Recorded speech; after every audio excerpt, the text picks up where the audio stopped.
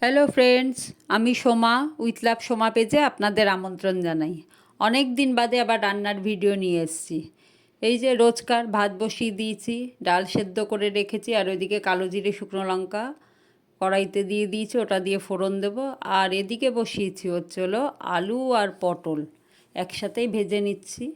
আর ঘরে অল্প চিংড়ি মাছ ছিল, এমন কিছুই রান্না নেই, খুব সিম্পল রান্না আজকে, তাও ভাবলাম আপনাদের সাথে শেয়ার করি। তো আলু পটল একসাথে এই যে ভেজে নিচ্ছি। আর এই যে খুন্তি নাড়ছিল না, এটা কিন্তু আমার মেয়ে ওস্তাদি করছে এসে, বুঝলেন তো। আর এই যে ছোট ছোট চিংড়ি মাছ, আর পটলও অল্প ছিল, তো ঘরে চিংড়ি মাছটুকু ছিল, ভাবলাম কি করব, তো সঙ্গে একটু আলু দিয়ে করে নিচ্ছি। ভালোই লাগে পটল চিংড়িটা খেতে। এটা ঠিক পটল চিংড়ি না, আলু পটল চিংড়ি হয়ে গেছে আর কি। এই যে পেঁয়াজ দিয়ে দিয়েছি কড়াইতে, তেলে কালো জিরে ফোড়ন দিয়ে পেঁয়াজটা দিয়ে দিয়েছি। পেঁয়াজটা একটু ভাজা ভাজা হলে রসুন আদা টমেটোটা দিয়ে দেব, নুন দিয়ে দিলাম। তো আপনারা কেমন আছেন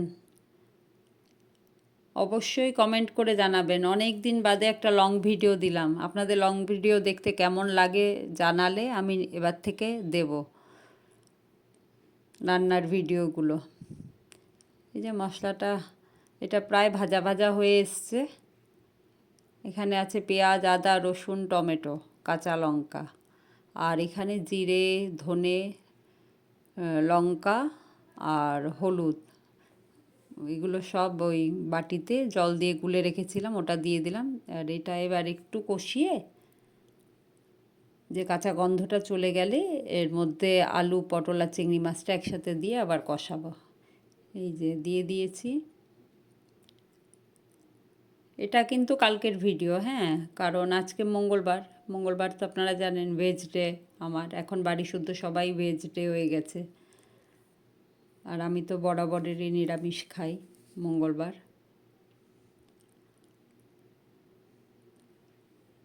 এই যে গরম মশলা দিয়ে দিয়েছি, কষানো হয়ে জল দিয়ে দিয়েছিলাম সামান্য,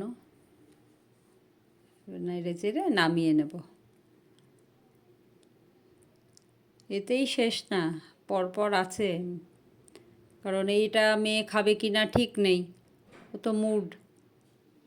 তো ফুলকপি ছিল ঘরে, তো ওটা ভাপ দিয়ে রেখেছিলাম জল দিয়ে, একটু গরম জল করে ভাপ দিয়ে রেখেছি। এবার বেসন গুলে এটা ভেজে দিচ্ছি। এটা হলে ওর আর কিছু লাগবে না। আর আমারও একটু ইচ্ছে করলো খেতে, এই জন্য করলা ছিল ঘরে, করলা একটু ওটাও গরম জলে ভাপ দিয়ে নিয়েছি, একটু ভেজে নেব বেসন দিয়ে, লাস্টে ভেজে নেব। আমার খুব ভালো লাগে উচ্ছে করলা নিম পাতা, কে কে ভালো খান জানাবেন। কড়াইতে তেল দিয়ে দিয়েছি, এবার একটা একটা করে ছোট ছোট করেই করেছি, তাড়াহুড়োর সময় না। আর সত্যি কথা বলতে এরকম ভাজা বাচ্চারা কেন, আমাদেরও ভালো লাগে গরম গরম এরকম ভাজা খেতে।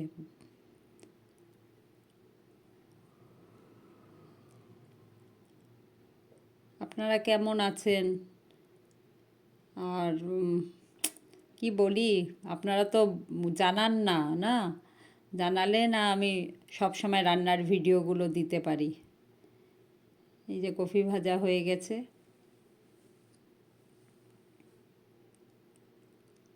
এতেই শেষ নয় কিন্তু, আরও অর্ডার আছে। ভাত খাবো না, ভাত ভাজা খাবো। এই যে এখানে একটু পনির ছিল, ওই আর ডিম ফুলকপি আলুও দিয়েছি, পেঁয়াজ রসুন সামান্য সাদা তেল আর ঘিয়ে গোটা গরম মশলা আর তেজপাতা শুকনো লঙ্কা ফোড়ন দিয়ে ভাতটা যে করেছিলাম ওখান থেকে ভাত নিয়ে এই ভেজে দিচ্ছি। এটা আমারও ভালো লাগে, তাই ভাবলাম একটু বেশি করেই করি।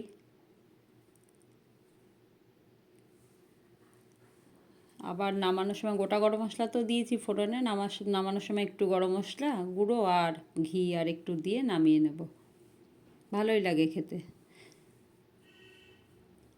তো আপনারা অবশ্যই কমেন্ট করে জানাবেন কেমন লাগলো ভিডিও।